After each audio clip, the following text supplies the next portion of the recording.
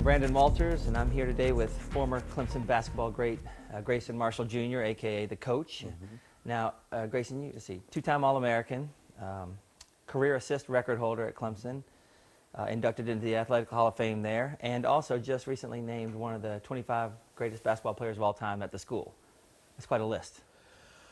Yeah, and I would, all of those things were obviously exciting accolades that I didn't even think that I would ever achieve. You know, when you get into sports and you get into what you love to do, I think you do it for the love of the game first. But all the things that seem to happen when you commit yourself to becoming successful, they seem to take a life of their own. And the things that I was able to do at Clemson, I'm extremely proud of today. Well, those things are, I mean, that's some great accolades, but I think even more impressive is what you're doing now, which I want to get into in a minute, but because first I want to talk about, you're a great player, obviously, with all those records and all that stuff, but where does the coach come from? When I moved to Jacksonville, I ended up getting involved in youth sports, and I got involved at a local ministry there, the Potter's House Christian Fellowship, and I was asked to kind of start the youth program there. And we started with an outdoor facility called the Blacktop, which was a diversion program, kind of getting kids off the street, midnight basketball that we took with the same like a Rucker Park up in Jersey. And we had all the great players coming in at night, playing in the evening. And out of that built a youth basketball program that's still thriving today. And that kind of translated into me starting the basketball program at the school. And we took the basketball program from middle school all the way to one of the more storied programs in the Jacksonville area. Now our girls team is ranked in the top three. They're ranked number 3 nationally. So we were able to we put the foundation together for a prolific and a world-renowned sports program focused on kids. So that kind of is where the coach moniker came from, and it's kind of who I am. As a basketball player, I was a coach on the floor, and it just kind of seems to have transpired into defining who I am, and I'm more recognized by that now than I am by my name, and kind of everybody calls me coach no matter what venue I'm in. And I think it's interesting you've taken that coach aspect and moved it into the business world as well. Mm-hmm. And we've done that with what we're doing now, with mentoring and kind of giving direction to athletes, but it's in a broader scope, and we're doing that with the locker room experience. Yeah, tell me more about the locker room experience. This is new. It's a really cool concept. I think it's much needed in today's world. And so give us an idea of what it is, what it entails, and how you're handling it, where you're taking it. I kind of got the locker room experience because I was reared and raised in education. My mother's a principal. My dad was a teacher. And so education was paramount. There was no way I was going to get around it. My sister ended up going to the Wharton School of Business in the Ivy League at the University of Pennsylvania. One of the more recognized business schools in the country. So academia was something that we were going to be a part of. And so I was raised with this conservative mindset as a family tradition, as a family plan. Go to school, get your degree, and everything was going to be all right. And what I found is that when I finished doing that, it created in me a competitive mindset, not a motivated one. When I got out in the world, I was competitive in business because I knew that if I got into whatever I got into, I would work harder than anybody else. The problem was there was information that the world had that I didn't have. There was a different language that successful people in the world spoke that books never gave me. Educational system books never prepared me for. Which is interesting you say that because athletes are successful. They're considered successful, great Correct. athletes, but it doesn't translate. Not even close. Yeah. And that's why, and what happens is, especially with athletes, when they become successful and they mature into that next level, they don't speak the language of the successful. So literally they have money financing their dysfunction and they don't know how to appropriate it.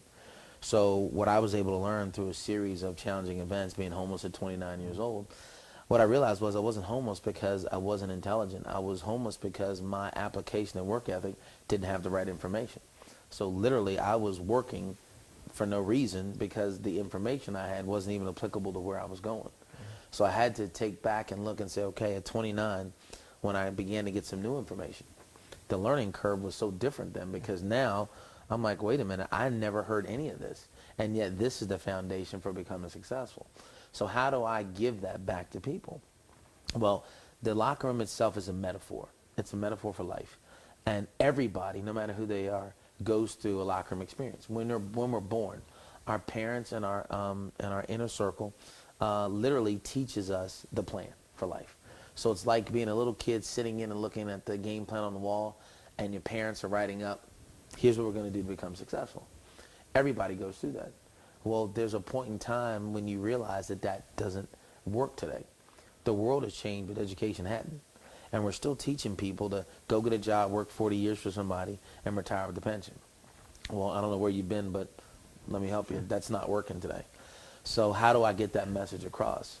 Well, the locker room just seemed the right fit. And why? Because if anybody's ever played sports and you've ever been in a locker room, the locker room is the only place where truth can be told and accepted without offense.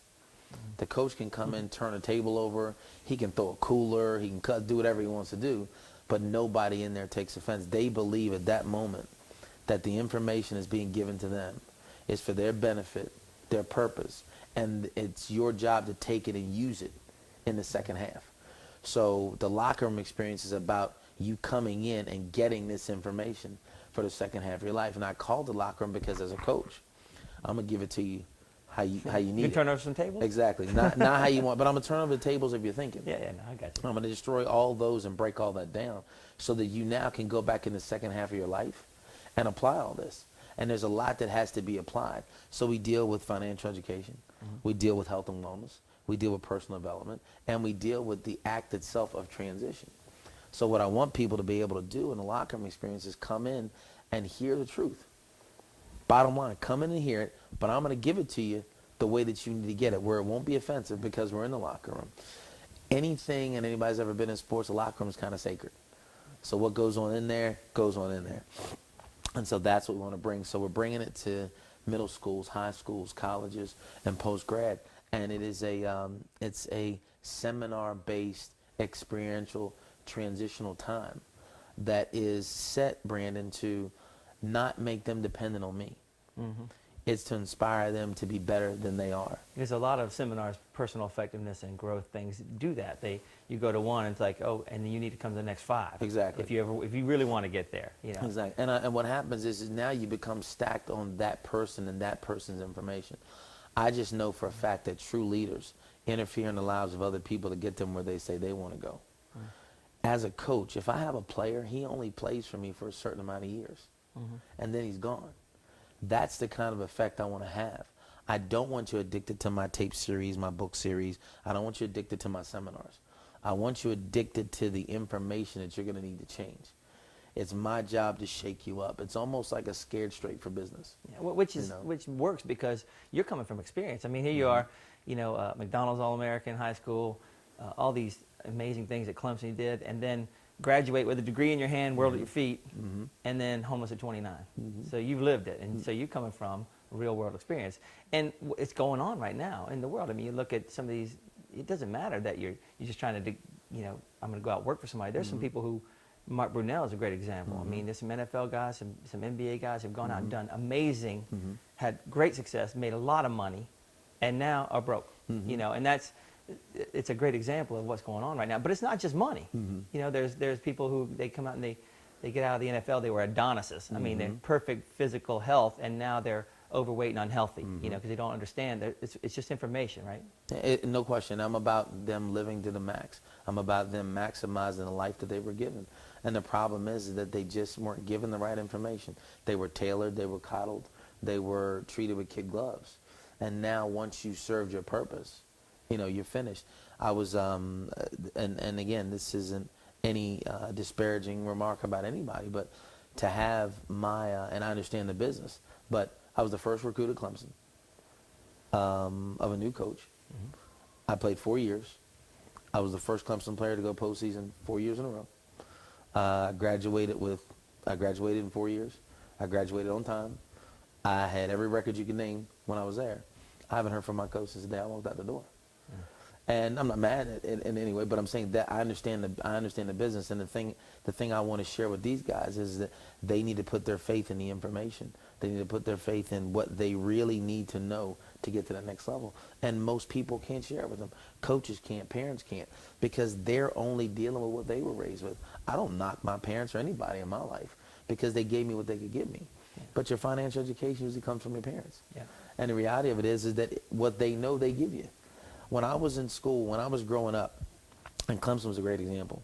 When I was growing up, I considered myself learned.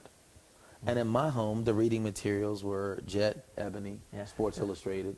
Very limited. In other homes, it was Fortune, Newsweek, Right. the Wall Street Journal. There were two different languages. So based on what I had informationally, I was learned. Yeah. When I got out in the world, I realized that was a small microcosm of the necessary information to become successful. I was intelligent. I was articulate. I had probably the pedigree of anybody you could say, man, he's got it. I was missing it. So if someone who had a background in education that was harped into and hammered into walked out into this world and found themselves in a challenging position, what about the folks that didn't have that upbringing? And when you look at the majority of athletes, they usually come from disenfranchised places, broken homes, and so you know the foundational structures in there. So if you take someone who had a mother and a father there and a great protective inner circle and that foundational structure, and I was challenged, what about all the guys that don't even have that advantage from day one? So my give back, and every record I broke is for assist, my give back is this. So I've been able to go through, experience all of this, survive it, be profound enough to understand how to articulate it, give it back so that folks can understand it. And they can make a little adjustments and tweaks like you would do at halftime to go back out and be successful in the second half of the game and the second half of your life. So what does it look like? It's a seminar-based program, but finance, health, give us a little of what we would experience in that. It's neat and it's tailor-made. And it has a lot to do with me giving them exercises about how easy it is to change the mind, how long it takes for me to switch the way of thinking. And what I take them through is, here's where you are. Here's how you got here. Because you can't move forward if you don't know what the problem was when you got here. And that's with any addiction. I think we become addicted to bad information. Yeah. Become addicted to negativity. We become addicted to just bad stuff. Why that motivates? Look at the world of reality TV. Oh, see, TV this in is general. Exactly. But this is reality. Yeah. And so if you want reality TV, I'm going to give you reality up in your face. Yeah. And so it goes through 2 hours, 4 hours, 6 hours, depending on the one that you're in.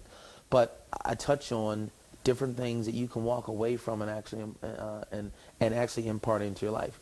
So they're custom based on the audience. When I'm doing one in the spring for a girls' college up in Charlotte, North Carolina. And when I talked to their coach, she wanted me to, with a one aspect of personal development piece, to be about etiquette with the girls. Right. You know, so everyone's going to be different. So and I think that's what it needs to be. As a good coach, I couldn't coach you the same as this guy. Right. Because I may be able to get on you and motivate you, but I may have to pat him on the back and it work for him. So I think that's the same way with the collective piece and the collective group of people that I talk to. I really believe I've been given the gift to be able to understand the room as I'm speaking to it and directionally read their reaction to what I'm giving. We may end up on finances the whole time. Why? Because I believe that's what that room might need. And based on the pre-part of our programming with that of the interview process before we go in, we'll find out exactly what they need from their group. We'll find out what they exactly want from what we do. And it should be about that. Good coaches adapt to their team. Right. They don't just bring a system in and make you fit into my system. Yeah. Good coaches will say, here's the end result. How do we make it work best for you? Right. And so what do you see? I mean, I can see this is where it's the beginning stages of it right here. This is where it starts. But what's the bigger picture in your? Where do you see it going? Because it could be that could be huge. And I believe it's going to be. Yeah. When I've shared the stage with Robert Kiyosaki and his the things that he's been taught. Rich Dad, Poor Dad. I believe that it'll be a brand that big. I believe it'll be a brand as big as Tony Robbins. I believe that we will grow to a place that Montel and some of the great talk show hosts have eclipsed. But it's going to come in a different vein because the sports world has its own never-ending group of people to talk to. We have a clothing line that is a motivational clothing line that believe will be bigger than No Fear, for those of folks who can remember No Fear. We have conceptual business opportunities that we want to present, from restaurants to everything, for people that come into the program. we talk about multiple ways of earning income. So we talk to them about franchising. We talk to them about multi-level marketing. We talk to them about a lot of things that people have given taboo titles to. Yeah. But the fact of the matter is that if you really look at them from business standpoints, they make more sense than anything. And they've made a lot of people very wealthy. Exactly. Yeah. And we talk to them about all of that. And so we find a place for them to fit in. We give them information and give them a way to apply that within what we do. I've never been one to, my challenge has been for years of how do I present myself in a fair way to the world. People have often asked me, why now? And I said, because I'm ready. And I thought that there were times before that I was ready, but I think the things that I've gone through experientially in my life, now I am ready. And I see it, the self-worth that I have now is not egotistical or braggadocious. It's with humility, but it's confidence. And that's kind of the way I played too. So I've kind of gotten to a place where I've been in the locker room for a long time, and I just got through my own experience and putting the whole thing together. But we're talking television shows, radio shows, the whole thing. Incorporating this message is going to shake the world. And do we know it's going to be challenging? Yeah, it's going to go against what a lot of people have believed for a lot of years. But I believe once we share the information, then they'll see it, because I know that the world belongs to them that are willing to change their mind when the facts have been presented. And the more avenues, the more people you can reach. No doubt. So that sounds like you're trying to, as many avenues as I can hit. Exactly. To reach enough people. So we'll be kids, schools, we'll be churches, everywhere. See, here's what I know. If I can change your thoughts, I can change your beliefs. If I can change your beliefs, I can change your level of expectation. If I can change your level of expectation, I can change your attitude. If I can change your attitude, I can change your behavior. If I can change your behavior, I can change your performance. And if I can change your performance, I can change your life. But it all starts with the way you think. My favorite book says, as a man thinketh in his heart, so is he. Mm-hmm.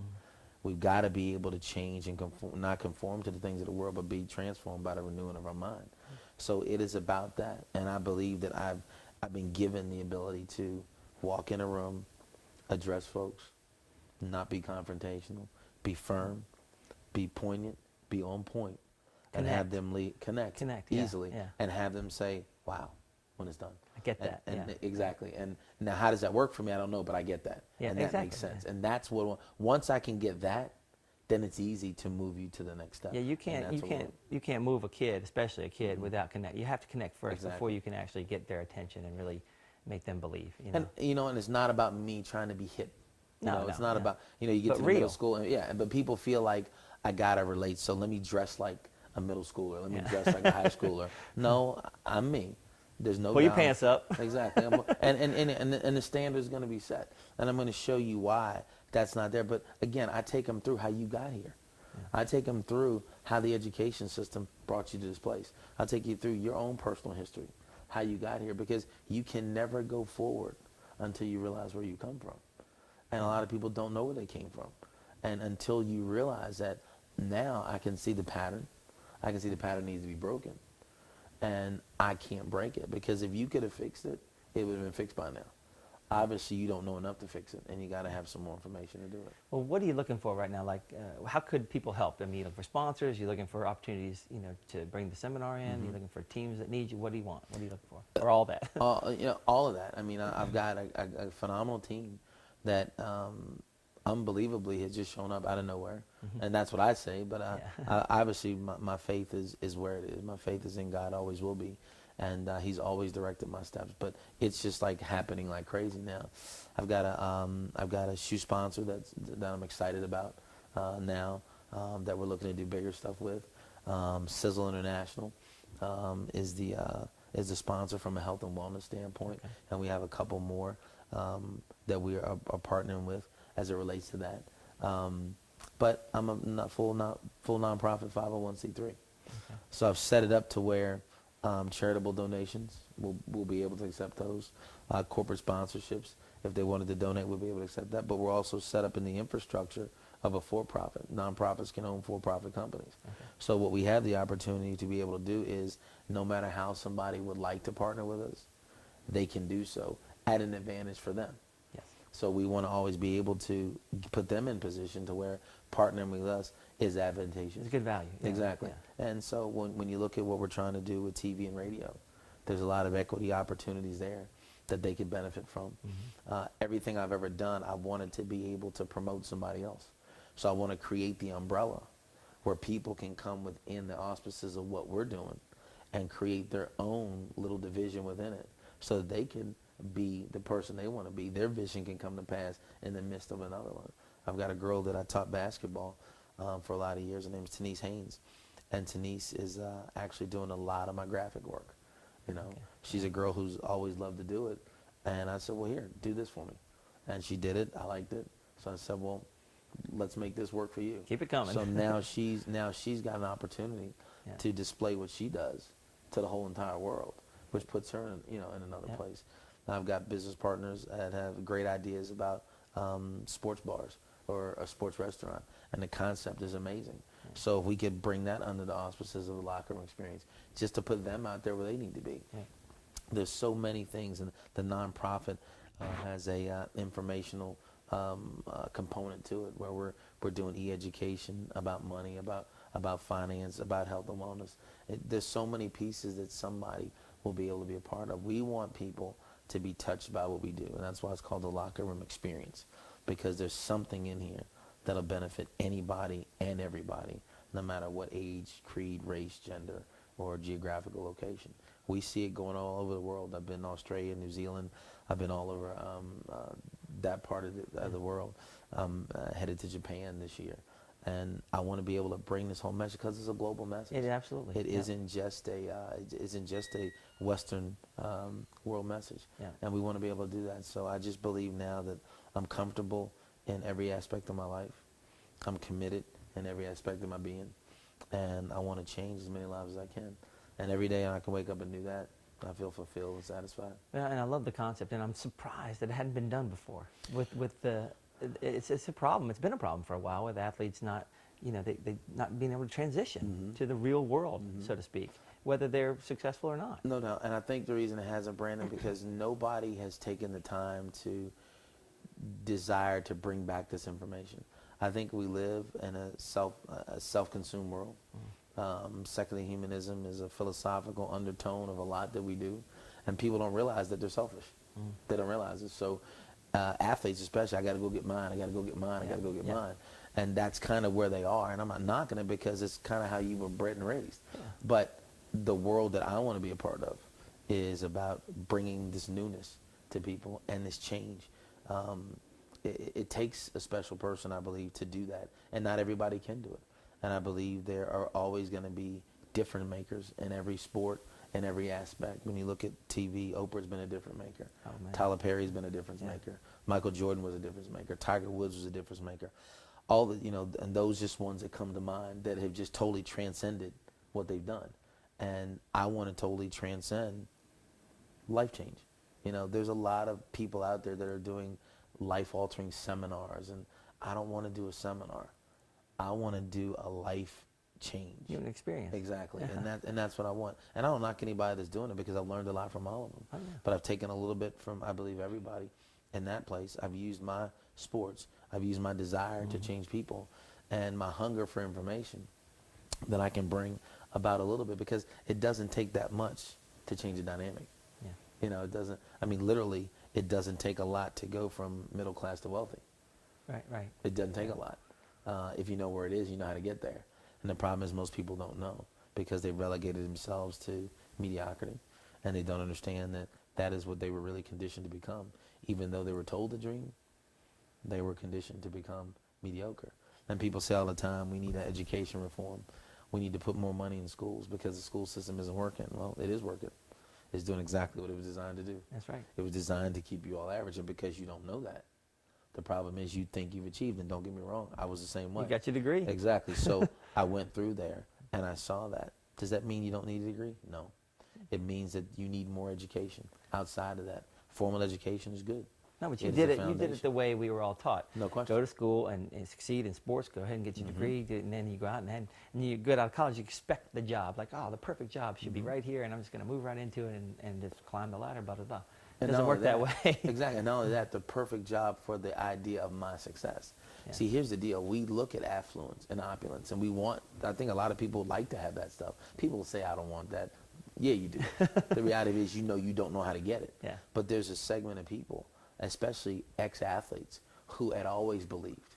And no matter what, they thought that they would live that life, whether they played ball or not, because the equivalent of not playing ball was my degree.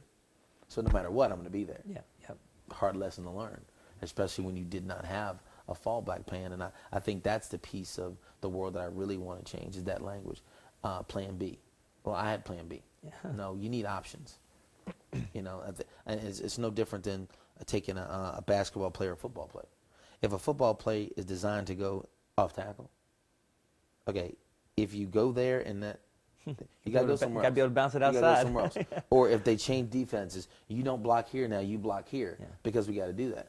And I think if we didn't have options, or all we had was plan B, you go there, okay, there's still no hole there. Yeah. And I think we need options. So you have to be able to understand that. When I said basketball plays, here's the first option. Here's the second option. Here's the third option. Yeah. Here's the fourth option. Progression reads from a quarterback.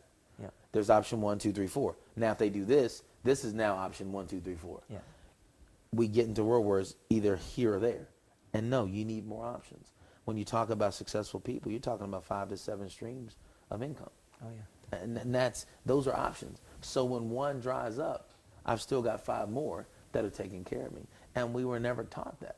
And I think that if that was the education that we had, we'd be more successful. The one common denominator that we have in common that we all have to deal with is money. It's the one thing they don't teach you about in school. They don't at all. No. And what is the one thing that ruins half the people in the world? Is their misunderstanding of money. And it's the one thing that moves us individually and moves the planet. And so those are things that we bring to the table. We bring simple lessons that are straightforward. And we truthfully have never had anybody leave that hasn't been challenged by what we say. A lot of people won't change, but I'm not after the ones that won't. Yeah. I'm after the ones that will. Well, it's an awesome program. Sounds Thank you, fantastic. bud. Can't wait to see it in action. And how do we find out more? Go to thelockerroomexperience.org, Okay. just like it sounds, or 1-888-885-6619. So if you want to book Book an event, yes. or whatever. I have a phenomenal marketing director. Her name is Stephanie Sipe. And it was funny because when I really got this idea, I just posted on Facebook. And I said, I'm looking for somebody to help me do PR. And ironically, she answered me. And what's funny was she actually is a graduate of Clemson. Oh. She graduated the same year as I did. And literally knew me, and I never knew her. And she just, when I shared with her my heart about this opportunity, she said, I'm in. Yeah. No problem. And so actually today we're in Greenville because I'm headed over to the Clemson game this afternoon. And to meet with her and hang out some today with my son and my friends and family. And we get to hang out, So it's kind of, and that's why I got my, Clemson and stuff on today. Yeah, because this is kind of where all this kind of came from. Mm-hmm. This is where was probably the locker room experience, and I didn't know it. Yeah. And now that I do know it, it's I'm forever grateful to Clemson for everything that I was able to achieve there, but for the backdrop that I had and that I have now, and that I can go change my life. And I said this a long time ago in '88.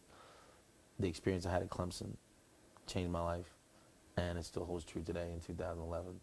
The experience I had there ultimately changed my life. Well, you think about that back. Can you imagine knowing the information you know now back then, and what that would have done with your life? If you had somebody come into your locker room back at Clemson and teach you some of this stuff. Exactly. What a difference. But I look at my life and I say, it's a divine, providential plan of God that I didn't learn it then. Yeah. Because I may have not appreciated it. I may not have, I may not have believed it then. Yeah. It's more believable because I experienced it now. Yeah. And that's what I want to bring back, because I know that there'll be deaf ears because they're going to be just like I was. Yeah. And I was never ego or arrogant, but I kind of thought I had it together because I thought I was working the plan right. Right. But I'm still going to be able to do it because, some plant, some water, but God gives the increase. So I never know who's ready, but it's always my job to give so that when they are ready, they can reflect back on, I heard that once. I heard that before. And now it's been reiterated, and now I'm ready to actually do it. Well, it's going to be fantastic. So thanks for being with us. Appreciate it. We're looking forward to following you and see how it goes. And you guys go on and check it out, thelockerroomexperience.org. Get involved.